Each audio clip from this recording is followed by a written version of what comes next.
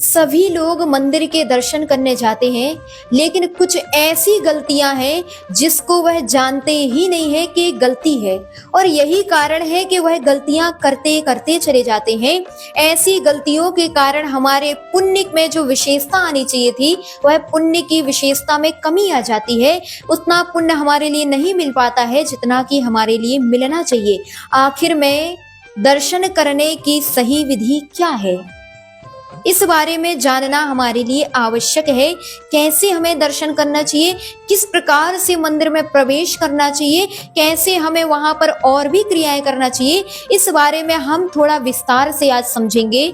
तो आप जैसे ही मंदिर में प्रवेश करते हैं तो द्वार पर पहुंचते ही अगर आपने उस मंदिर के द्वार की दहलीज को स्पर्श करते हुए अपने सिरोधार किया है तो इसमें किसी प्रकार की गलती नहीं है।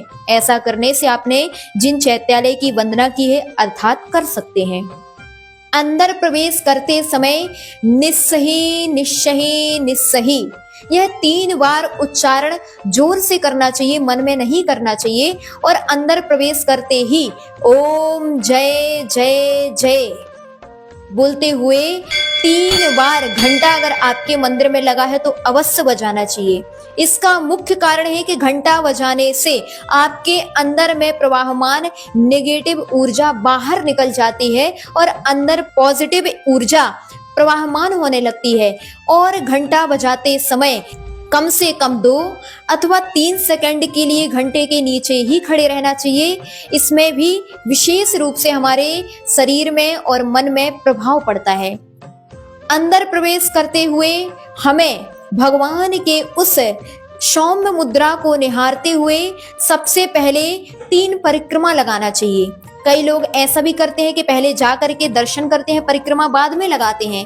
लेकिन हमारे शास्त्रों में, पांडव पुराण आदि ग्रंथों में कहा कि जब पांडव जिनेंद्र भगवान के दर्शन करने गए तो सबसे पहले उन्होंने पूरे मंदिर की 3 परिक्रमा लगाई।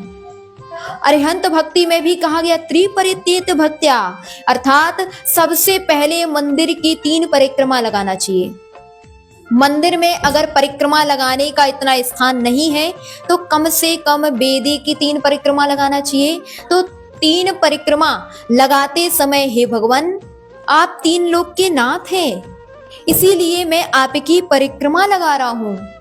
दूसरी परिक्रमा लगाते हुए हे भगवान, आपने सम्यक दर्शन, सम्यक ज्ञान, सम्यक चारित्र को प्राप्त किया है, ऐसे मैं भी सम्यक दर्शन, सम्यक ज्ञान, सम्यक चारित्र को प्राप्त करूं, ऐसी मंगल भावना से दूसरी परिक्रमा लगाना चाहिए।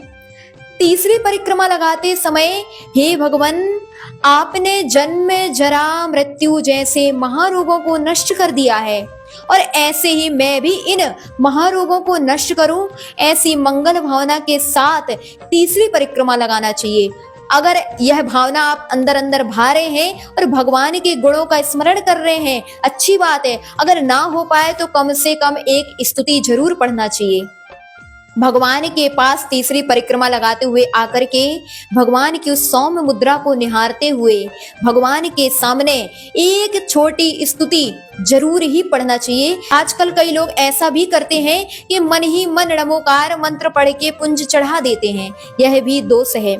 वंदना के 32 दोष कहे गए हैं और यह भी वंदना के 32 दोषों में से एक मूक दोष हो गया। आप गए तो थे भक्ति करने के लिए, पुण्य का अर्जन करने के लिए, लेकिन आपने वंदना करते हुए, जिनेंद्र देव की वंदना करते हुए भी एक दोष कर लिया और वह दोष था मूक दोष।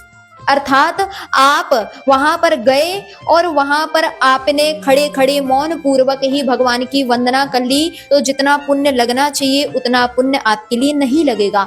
इसलिए जब भी भगवान के चरणों में आप पहुंचे दर्शन करने के लिए तो एक छोटी स्तुति, हर बच्चों के लिए, हर बड़ों के लिए भी यह स्तुति याद है, चाहे वो प्रभु पतित पावन की हो, चाहे दर्शनम देव देवस्य की हो, चाहे कुछ भी नहीं आता तो आप भक्तांबर के 2 काव्य पढ़ लीजिए, यह भी अरहंत स्तुति हो गई। और भगवान की उस सौम्य मुद्रा को निहारते हुए जब आप वंदना करेंगे और पुंज चढ़ाएंगे, जब स्तुति पढ़ चुके हैं उसके उपरांत हाथ में जो आपने धुली हुई द्रव्य ली हुई है, ध्यान रखिए बिना धुली द्रव्य कभी भी मंदिर में नहीं चढ़ाना चाहिए। आपको हम पहले भी बता चुके हैं, बिना धूलि द्रव्य अगर आप जिनेंद्र भगवान के चरणों में समर्पित करते हैं तो आपके लिए अगले भव में दासी का पुत्र जैसे उस दुर्गति का पात्र बनना पड़ता है। यही कारण है कि आप कभी भी इस प्रकार से गलती ना करें।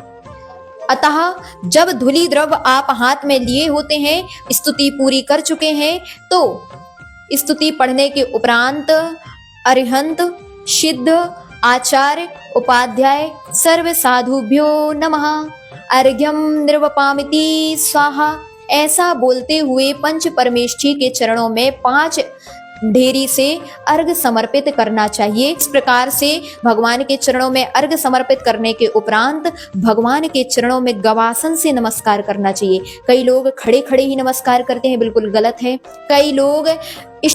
कई लोग अन्य प्रकार से भी नमस्कार करते हैं, वह भी सही नहीं है।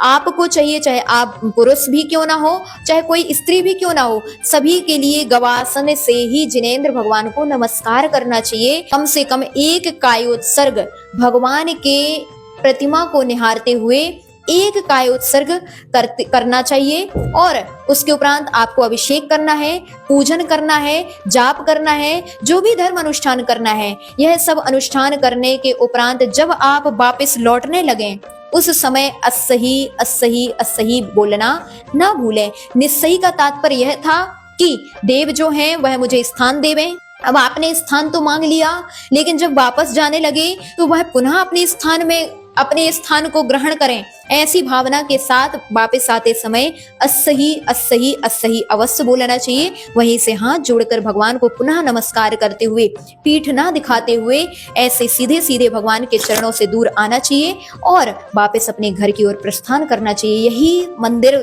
जाने की और देव दर्शन की सही विधि है। इस बात का सभी ध्यान रखें।